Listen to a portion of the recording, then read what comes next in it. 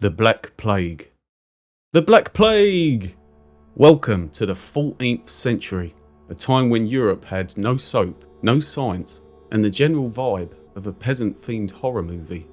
People were living their best life in medieval times, farming, feuding, and dying of completely unrelated things, when suddenly something awful arrives.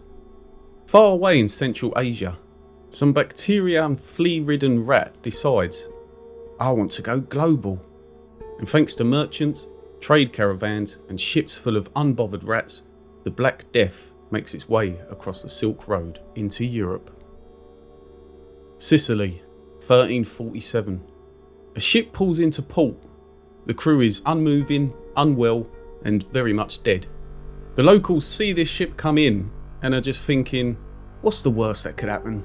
Spoiler alert, a lot.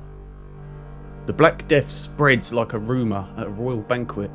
Within weeks, it's hit Italy, France, Spain, Germany, and England. By 1348, it's just everywhere. So what were the symptoms of the Black Death? If you did catch the plague, you'd get fever, chills, vomiting, giant swollen lumps, and then death. Pretty much always death. And the medieval doctors had no idea what to do. Have you tried herbs? Or prayer? Leeches? Have we tried screaming? But this was the great idea that they'd come up with to defeat the plague. Plague doctors, dressed in long robes, leather gloves, and giant bird masks. They looked like a cross between a creepy mascot and an emo. And why the long beak? They stuffed it with flowers and herbs because they thought bad smells caused the disease. Another spoiler alert, it didn't. Society melts down. So just imagine it. You're a medieval peasant. One day it's sunny. The next day your neighbour is exploding in boils. Here's what people tried to do.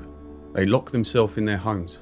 For some reason they were whipping themselves in the streets. I really don't get that one.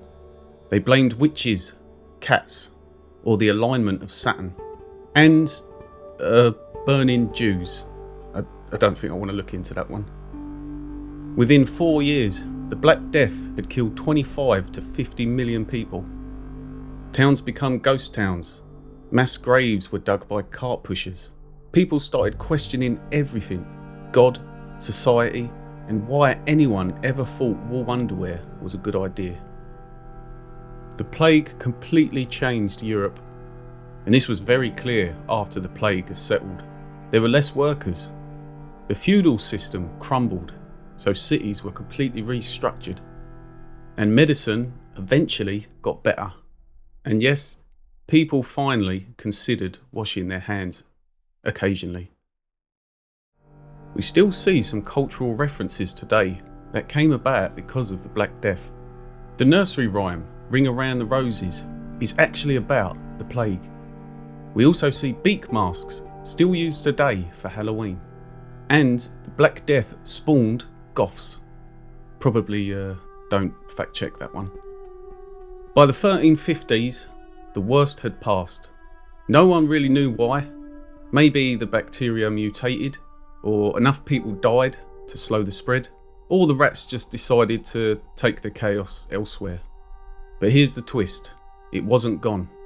The plague came back every few decades, but it was never as deadly as it was before. So that is the story of the Black Death. But somehow out of the horror came the seeds of modern Europe. So next time you sneeze, thank your immune system and the fact you don't live in 1348. Because trust me, we have it so good now. So thanks for watching, hope you all enjoyed that one. Let me know in the comments below what topic you'd like to see next, and I'll see you in the next one.